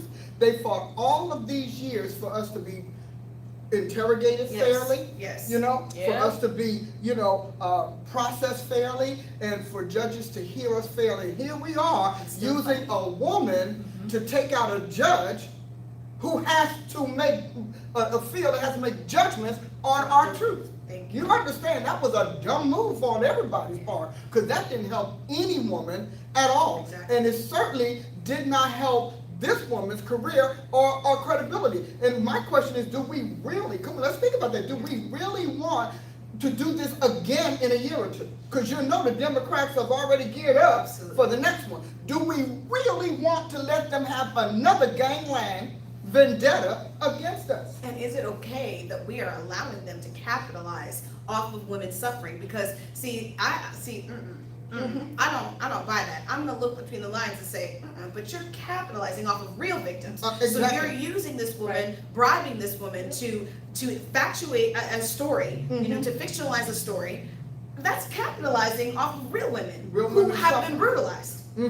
Exactly. And I can't imagine that a lot of women who have been rape victims, and there's tons of them out there. You got Uncle Bubba slipping in the bed, Daddy slipping in the bed, boyfriend snatching you, neighbors snatching. So there is a lot of it. I can't imagine the women in our country who have suffered this Yes, thing yes. are comfortable with their own trauma being so trivialized. Yes. Because you are being trivialized. Your trauma has been being trivialized. So what happened to you? So, a rape, because a lot of men feel that way. A little rape, Yeah. I mean, that's no big deal. But it is a big deal. Yes. And it's a bigger deal that this woman, a psychologist, a professional woman, who has dealt with all of these things somewhere along the line, even if that wasn't her field. I think her field is models and metrics or something. But even for the training, you've dealt with that for you to come and do this and not care about even herself, trivializing what has happened to her sisters. Well, I think that too, they thought, because this is very big in people's minds with Hollywood and these producers and directors and people who are now, and Bill Cosby going to jail, and all these women who have come forth, that this was like the perfect, in their minds, card to play. Yeah. Oh, this is the one that's a shoo-in. Absolutely. And somebody said on your YouTube, Dr. Price, but first of all, they did not expect Kavanaugh to push back. Yes, and I thank God for him. And flat out defiant, no, and raised the fight in a lot of people to push back against this injustice. And like you said, but you can't prove it. This man has been through how many background checks by the FBI to even get this far? But I like how you said, but I appreciate him. I pray, because I prayed for the man nonstop. I was like, the devil is a liar. You're not taking this guy out. I don't care what. And I mean, I went after it. And sometimes Christians, you need to stop being partisan and start being Jesus. That's it. Because the injustice, you have got to be just. He who rules over men must be just, ruling in the fear of the Lord. We cannot that's because he's conservative, that's because he's liberal. We need to get up out of that for a minute and begin to say righteousness reigns from heaven. I mean, the man, everything that he did, all that he did, everything that they could try, he stood there and he said, but I don't know this, I don't know what she's talking about, I didn't do it. And people are doing it. And stop giving in to bullies. You want to clean bullies up in the school? Why don't you clean them up in government? Well, Why don't we do that? Why is it that they can use this as a tactic?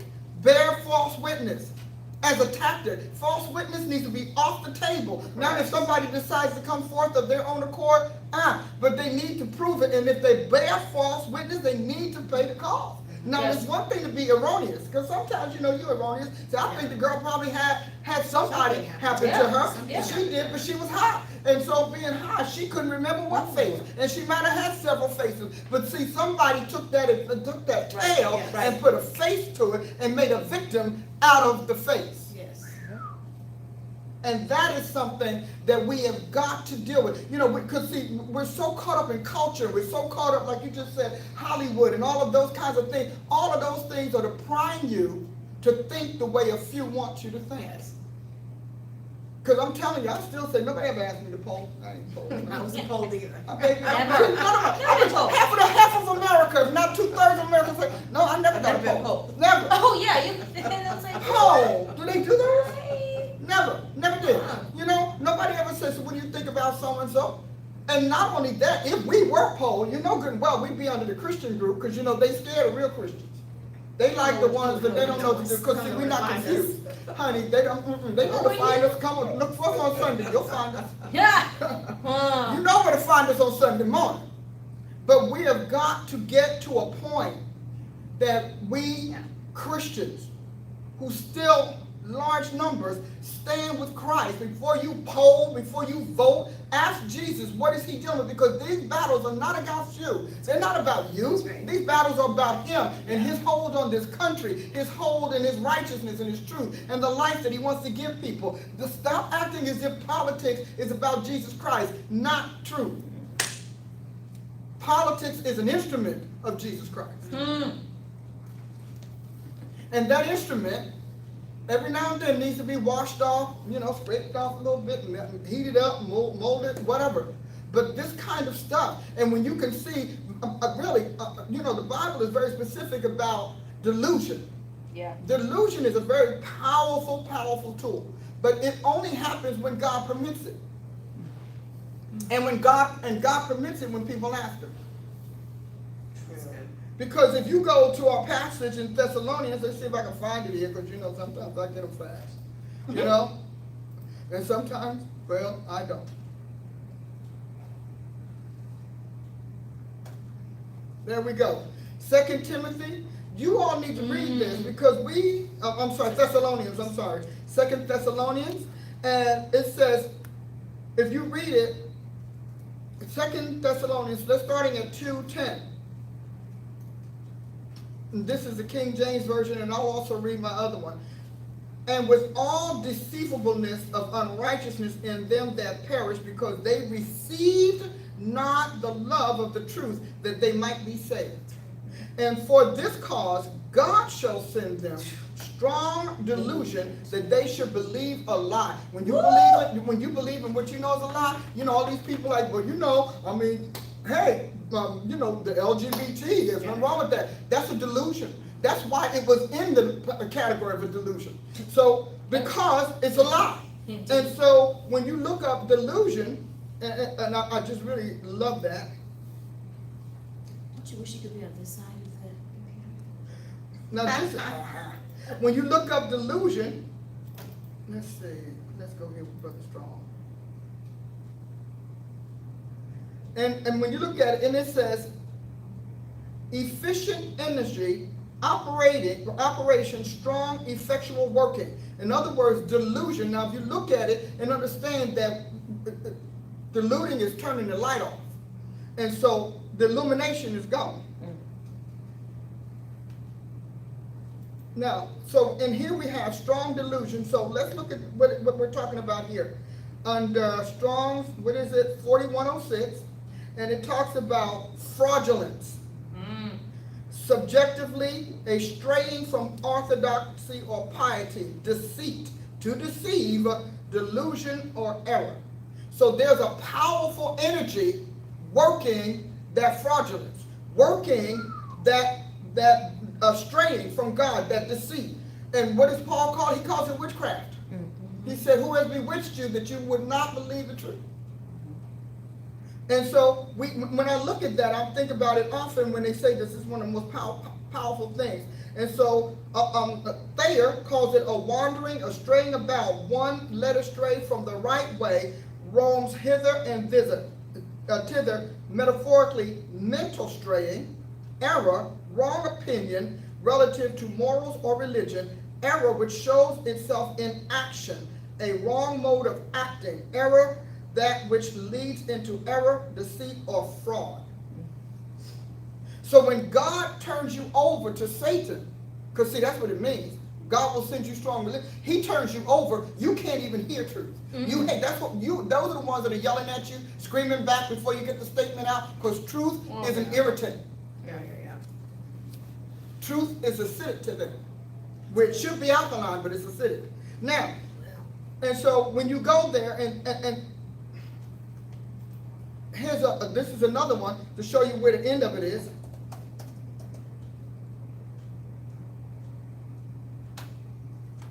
When you go into Revelation 21:17, and there shall in no wise enter it, which is God's holy city, anything that defiles, neither worketh abomination or maketh a lie, but they which are written in the Lamb's book of life.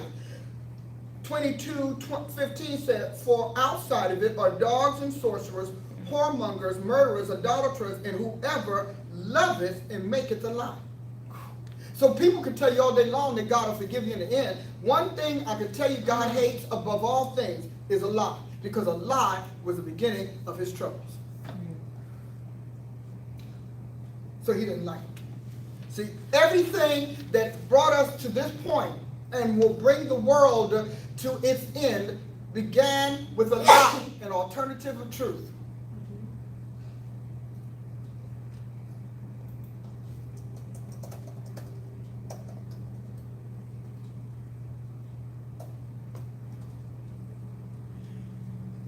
So,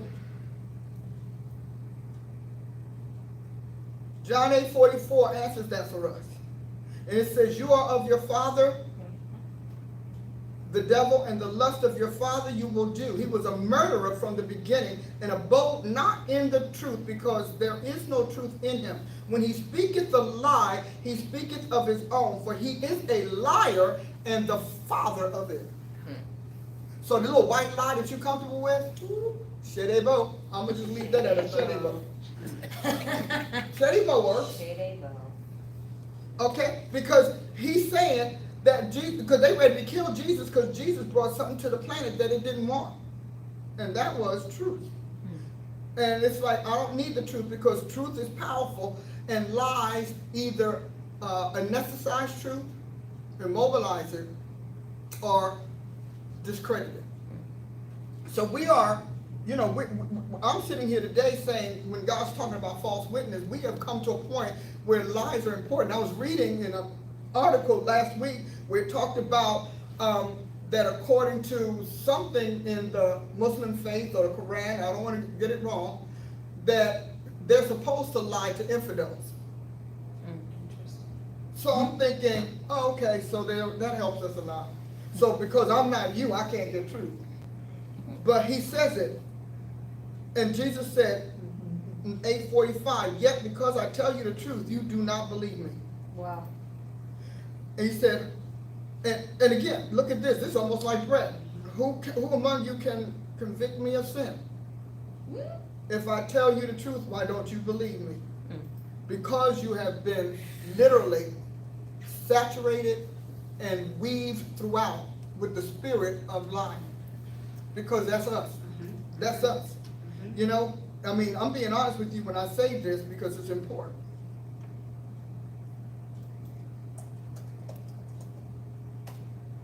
That's good. And so Psalm 58 explains why. That's why, and I'm turning this into why you need to be born again. It says, you know, and God, you know, God who judges the earth, Psalm 58:1, and it says, do you really speak righteously, you mighty ones? These are people in power. Do you judge people fairly? No. You practice justice in your hearts. With your hands you weigh out violence in the land. And the wicked, this is what I thought was powerful. The wicked go astray from the womb. Liars err from birth. Wow. They have venom like the venom of a snake, like the death cobra that stops his ear. So God is telling us that before, and this is so important, that we are estranged from God from the womb. And some modern translations, because they're all about the I'm okay, you're okay, they say things like astray. But estranged and astray are two different things. And estranged, I can prove a case for estranged more than astray. So he said the wicked are estranged from the womb. They go astray as soon as they be born, speaking lies. So I wanted us to cover this. I thought, and I know you got some blue and you still haven't done your dots. So we'll have your dots and then you get to finish with blue and you can move right into adversity. Okay. Well, when you were talking about the false witness piece, but just the responsibility that we have in not being able to, not playing both sides. Mm-hmm. When you said, well, I am a woman and we're taught the games to play Yeah. as women, to use your femininity, use your sexuality, use your looks, use your whatever to get ahead, because hey, that's the only way you can, or it's the most expedient way, until it does blow up in your face. And then all of a sudden you want to flip roles. Yeah. And we really do teach and push no consequences for what we do. You should be able to do whatever you want to Exactly. do without consequences. You should be able to walk around. I remember once I saw Kim Kardashian, who has taken nude pictures and posted on her Instagram and whatnot at some red carpet event, and some guy runs up under and gets up under her dress. Mm-hmm. And it's this whole big to-do and, oh my goodness, I'm so violated. And it's like, you can't say, well, when I choose to be nude and lewd, it's fine. It's my choice to do so. But if somebody else takes you up on that offer of showcasing yourself for all the world to see, then you're appalled. And we really have taught that you can do and you should be able to do whatever you want. It's my right, it's your right to just be as sexually free as you want to. Like, there are no people out there with problems, no people who are rapists, no people who are pedophiles, no people who can't control themselves, none of that. No. And how you should be punished, and we should have absolutely no responsibility in other people's actions. And that's, I'm sure, a conversation people don't want to have either, because, at the end of the day, we all say, well, there's no excuse for somebody to violate another person. And you don't want anybody to violate somebody else. You don't. Yeah, But there, somewhere we have to bring back responsibility all the way around on our conduct as well. I remember being at a frat party one time, and a guy touched me inappropriately. And you know what I thought? This is my fault for being here, because I shouldn't even be here. He was drunk as a skunk, doing whatever he always did, laughing his head off. He thought it was the funniest thing ever. And it snapped me into reality. You are responsible for you. Yeah. In that moment, there wasn't anybody kicking down a door. It wasn't somebody who knocked me upside the head. It was me being in a place that was just plain stupid. And that's what they did in that place. Anybody Yes. who went should have expected that, because that's what That's frat right. parties are about. They are. Otherwise, nobody said that, because otherwise you'd go to another party where touching, fondling, and handling is not part of it. But I'm gonna tell you what I do see. I want to go back to the Kim Kardashian thing. I think Kim violates me. Hello. See, she's a violator too, because I don't want to see your naked behind. And just because you have garnered a bunch of people, you are still violating. So violation, no, that's a Yes. violation. Yes. It is, it's a Agreed. violation of your right to choose. So I turn you off. I would turn you off 100 ways, and I'll preach against you 1,000 ways, because you want me to garner visions from your naked behind that I don't want to have. So you want people to be aroused by your naked behind, whether they want to or not, but they have to be aroused by it, because that's why you exist. Right. Right. But you create a platform where your behind, your nudity, it can violate me. I always think about that. I think the other one is the women say, well, I don't care if he's about ready to enter. No means no. You shouldn't have had your behind open enough for him to enter. Then we wouldn't have to have a no, because you'd have a gone. See, we do that. Or your husband cannot touch you unless you say so. Then stay single. But Satan is blurring these lines, and I do. He's blurring these lines because he has no intellect for common sense. He obviously doesn't have common sense. How did he get put out of his own land? So he has no intellect for common sense. He has no parameters for that, because you can't penetrate a person whose will is up. So he's always blurring the lines to keep wills malleable to him, access points. Our will is that access point. And so, yeah, people, I mean, who are we kidding? You go into a restaurant, where was I? You go into the nail salons now. The nail salon folks, they go in, they got on the yoga pants, they bent over, their behind is in your face. So you sitting across the room and you gotta look at the crack of some woman's behind while you get your feet done. You go to the restaurants now, that's the new restaurant going. And so they clean up table and the crack of their behind is always in your face. And that's violating you. I don't want that view. Why do I have to have that view? Right. That's a violating view. That's not a view I want. I said, well, who woke up and said to put all of these women in yoga pants so that when they clean off the table, you almost have to kiss their behind? Yeah, as tight as restaurants are now. Oh my gosh, those are all things that are violated. But you know what? People who are quiet will say over and over again, what can you do? What you can do is make a complaint. What you can do is cry out loud and spare loud. You don't have to be silent because somebody else is boisterous. Very good. Did you want something? You know. But isn't it offensive? Yeah. You know, Yes. and then you see the show where it's a joke, short or a tall woman with a boob hanging out, short man can't see past her boob, talking about up here. Are you kidding? You didn't want him to look up there. You put that dress on for him to look down there. Well, But again, it's exposed. I that's mean, called truth. people look at what's exposed. And I'm a woman. And I don't want to look And at I'm it. thinking, first of all, I'm a short woman. And so my face is in your business. And I'm like, this is not the place for that. Mm-mm. I was working on an event coordination several years ago. I was in the back office of a very high-end hotel. And the woman working had cleavage. She had very large chest. I mean, the lowest, deepest cleavage I have ever seen in public, period, in this office. And I asked somebody, I said, is that your dress code here? Because that's ridiculous. It is. Absolutely ridiculous. But and you know, the whole idea though is that whether you like it or not, whether you agree or not, the bottom line is that you want people sexually aroused by your appearance.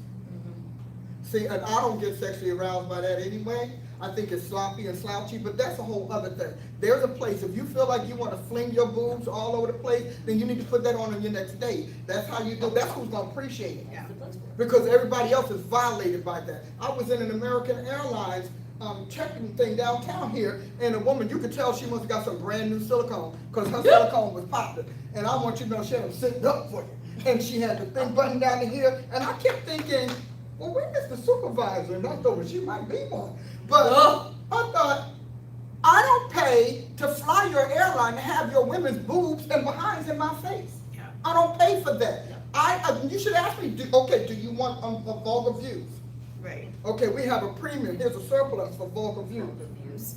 It's the vulgar views check-in. Okay, check in right here. And people, what's so interesting about that is that people don't think the way about it that we're told that people think. You know, I remember my mom surprised me once. We were talking about something, and she was talking about a lady on a television show, and she was like, I just hate watching this show because the woman never wears clothes, and they just never do anything about it. You know, and you think that what we call, right, that the public loves it, that the public craves it, that the public wants it. When in reality, a lot of people are sitting in their homes thinking, like we're thinking, put clothes on. Why is this, why is it okay to be undignified in this way? And you know, I was recently watching a talk program where the host was talking about how she's extremely frustrated that she can't just wear what she wants and not get catcalls and etc. when she goes out to the grocery store at night. I mean, I should be able to wear my booty cutters, I should be able to wear my whatever, and people should be responsible for controlling themselves. And my contention is both are responsible. He's responsible for controlling himself with the catcalls, and you're responsible for personal responsibility and the conduct with which you are provoking. You know what I mean? There's responsibility is on both sides. You know, I think about my future daughters, and I think that the responsibility is to to teach them to respect themselves and be responsible for the message that they're giving off about themselves. Let someone else teach their son how to be responsible for what he does Yes. with his own conduct. You know what I mean? We're both responsible. The woman's responsible, the man's responsible. Not one or the other cancels out the responsibility. Well, first of all, she wants the cat calls. So that's Clearly. a lying spirit. Well, you're calling, 'Cause you- they're called booty shorts. For a reason. and Because your all those booty things. is to make people think That's of right. your booty. Isn't that why? That's why You they're feel booty it? shorts. You Booty can't act like, shorts. I mean, you bought them as booty shorts. You didn't buy them as swimwear, you know, okay, High say it. pants, you know, High- we used but to you call them bought what they are. But but you bought booty shorts and you put booty shorts on because you wanted your booty to literally be admired. Absolutely. So you just didn't like the way he admired your booty, because you wanted your booty admired. You want your crotch pants to make men think of being in your crotch. You want booty shorts so people could think of anal sex. Come on, let's not act like we don't know. You wear your breasts out for men or people to think about nibbling, because that's what you envision. You envision making people have visions of sexual acts with you, because that's why you bought sexual wear. Which is what it was designed for. And they tell you so. Designers will tell. I remember watching Catching, actually, a designer talking about jeans, your hot button, blue jeans, and now with all the designs on the back pockets and whatever. And somebody said, well, where are your loose-fitting jeans? And they said, honey, you don't wear jeans for loose-fitting pants. Everybody knows you wear jeans to accentuate your booty. That's why they're made, especially that's why they're made now. And I thought Dr. Price would be like, that's what I'm But you talking wear booty clothes for people to think about doing things in your booty. Now I know that that's not, somebody needs to come out and say the truth. They designed it for your booty to be appealing to someone sexually. That's why you wear booty clothes. You wear neat clothes because you want people to not see you as a sex object. Today, every woman has been programmed to think the more of a sex object she looks at, the more she's concurring with culture. Absolutely. And I tell you what, and we know, as your young ladies, that that's so not how people think, because anytime we go out, especially if there's a couple of us together, or even one at a time, it's our attire is always commented on as being classy, being beautiful. You just don't see young women dressed nicely anymore. You just don't. What do you do? You must be going into an office. You must have an important job. Okay. You must be about, they conclude that we're about purpose. That we work in a real office, that we have a future in store, and that we're working towards something because of even this, which we would not consider Not at all. dress clothes. Like these are No, we office casual. clothes. Yeah, this is casual. This is cute casual, but it's still casual. But in these here days, it's so if the three of us and Chief, if we go out, oh my goodness, you ladies just look so beautiful. You look, what do you do? So professional, so nice, so together. Even in the airport. Yeah, You know, everywhere. people, Part of that is just because we're covered. our body's not exposed. Yeah, we're covered. Because as much as they think it, because you remember, Wrangler and all of them making money on this, they could care less what the public thinks about you. They making money. They got market share, we got units we sold. They're not trying to do anything helpful or useful to you. Now, I know a lot of other nations do that, but they weren't the top nation of the world. We were. To whom much is given, much is required. To whom they commit, the more they expect the most. So you have to understand, those nations we were supposed to change the standard. And any time the inferior can change the superior, there's a problem. That's right. And I'm just telling you, there is a problem. So you understand, when these women put on these clothes, you put them on. I mean, when people say that, I was like, but isn't that why you bought it? You know? That's why you bought it, right? You went to the store, and with all the options you had, you went to this aisle, and you put this outfit on. And when you did, when you looked at it on a hanger, you envisioned how it would look on you. And when you envisioned how it would look on you, you then imagined how many compliments you would get for your sexuality.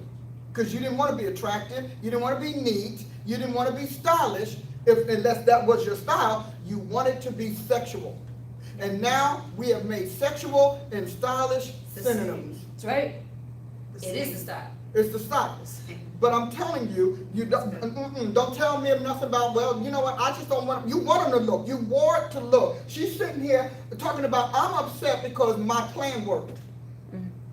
Why are you upset because your plan worked? Well, and you called it a lying spirit, and I think that hit the nail on the head, because the reality is, I don't want it to be exposed that that's why I'm dressed this way. No. So I'm deflecting. I'm saying how rude of it, how rude that guy was to call me out, to whistle at me.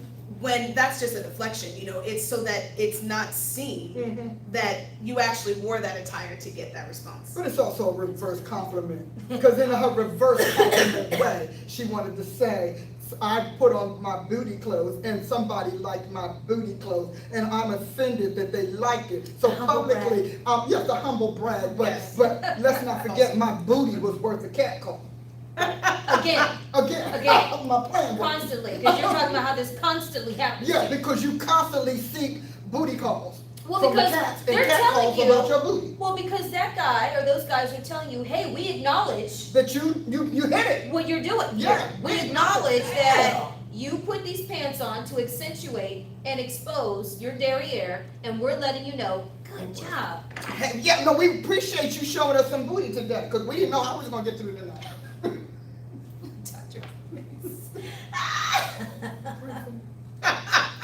But you know what? It's true because, in the name of Jesus, because there is a respect that you command, like Prophet Adi was saying, even about teaching the daughters of the future and the present. There is a respect you command when you dress and cover yourself. And because I do a lot of image coaching with people, and so it tells you, and they have to say, contrary to popular opinion, this is still unprofessional. Yeah. This is not conducive to gaining respect or keeping respect by covering yourself. And covering yourself, which is just amazing to now watch this play out in society. People feel like, oh, they just can't come at you any old kind of way because you're not offering it. I can't. And what do they say to us? Well, oh no, we know we just can't roll up on you because you look like, you mean business. Absolutely. About ourselves. I was in the airport. This is how bad this is. I'm in the airport when somebody is rolling me through, whatever. And as I'm going through, the woman was talking about how she lost weight, and then she had to stop losing weight because she was losing her booty. She said, because I can't do without the booty. Right. Oh. I said, and I thought to myself, because see, I'm telling you, this is all about homosexuality. Oh, yeah. Because they want everybody to start where everybody can enter. And I mean, I was so disturbed when I went on my little, the little presenter media, and they got the women with the booty pants on. I was like, all the women now. I was like, isn't that disgusting? And it's like, because it's amazing how people can buy into somebody else's stuff, someone else's delusion. And people will force themselves to enter a delusion simply because the delusion's voice is louder or more prominent. And I'm thinking, I was so disappointed. I know I don't even want to go back there. I was like, oh, I can't get decent women pictures now because I got to get these. Because we have to. What you're talking about is, as women, and I love that we're, obviously a panel of women, but are women more than sex? That is a question that we have to ask ourselves culturally because of where we're going with how we are defining women today. Are we more than sex? Because the reality is everything fashionably that puts us out there only paints us in a sexual picture, in a sexual light. And any woman who joins a respectable field that's not about her sexuality is clothed.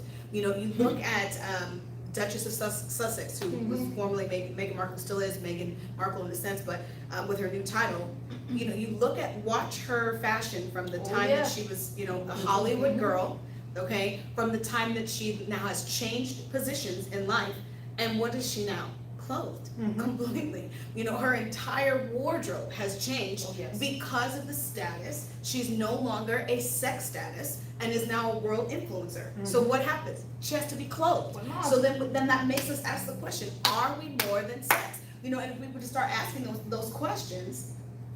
I think that what's even worse is that women want to be no more than sex. Otherwise, why you comply? This is a free country.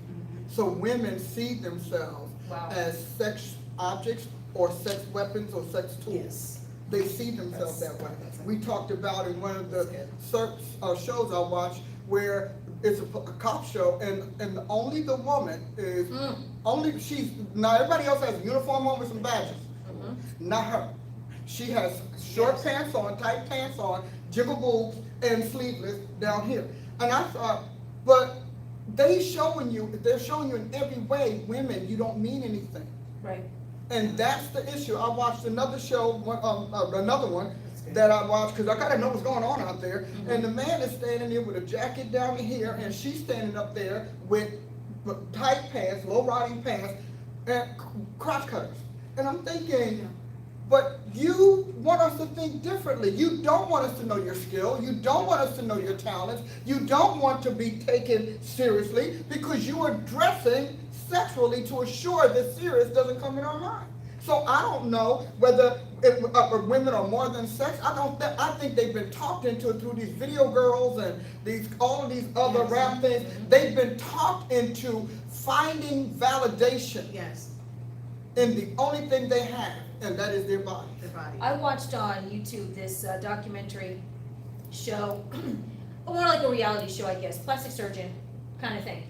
And it was in the UK, and they went into a high school and had, I don't know, maybe 6 to 8 teenagers. And they posted pictures of people, and they said, what would you change about their bodies to make them or consider them attractive? Every last one, male and female. Bigger boobs, smaller waist, for the guys, we want muscle, we want this, we want that. And the host was so disturbed that everybody's distorted view of beauty was mutilating yourself Yeah. Yeah. to change yourself. And actually did a whole psychological discussion and a series of whatevers about how if you start doing this to yourself now at 14, 15 years old, what you're going to be. And they were talking about what they would change about themselves to be attractive. And it really was scary to see the self-image that we have, what we've been programmed, and now these young people are born into it. Unless you have someone in your household who says otherwise, but even still, you're sent out there Yeah. You in still that have to environment. So it was very interesting. Well, I tell you what, we've had a really good talk. We'd love to hear your feedback and your comments. I'm sure that you have some very rich comments. Usually after the show or over the weekend, I sit down and I listen to them. A couple of them I kind of howl on because they are I'm so sure. funny. But I thank you for listening today to our show. We wanted to deal with it. We kind of fell into the women thing, but it's hard to be a woman today and not have to evaluate what that means. Yes. And it's hard for you to realize that nudity and lewdness define women today, and that women are 100% defined by the extent of nudity they're bold enough to wear, and the lewdness of the attire that they do have. And to think about it, the next time you put on those this and that, just ask yourself, who do you want to bless your booty?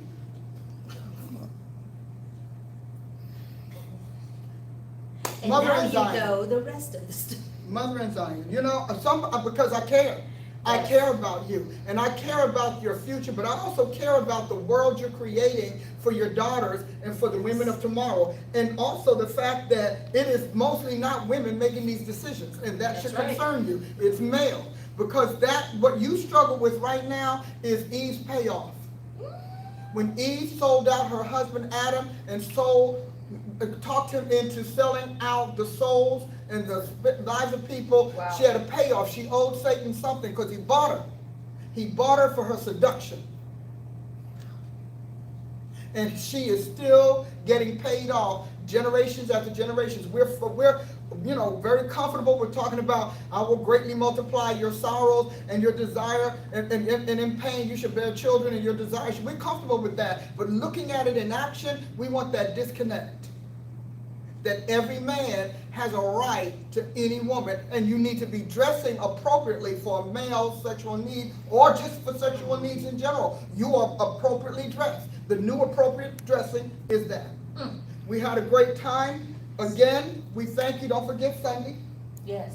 Sunday, 8 o'clock, Sunday school, 10 o'clock, me.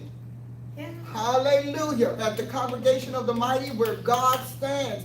Hey, we're going to talk about scripture organic, cultural modified Christianity. I love you dearly. Again, we like your comments. I know we're going to have some of those rebellious sisters that's going to tell me, I don't care. That's fine, sweetheart. I'm not here to change you. I'm just here to give you a choice. God bless you. Amen. Ah! Yes, Lord. All right. I'm not here to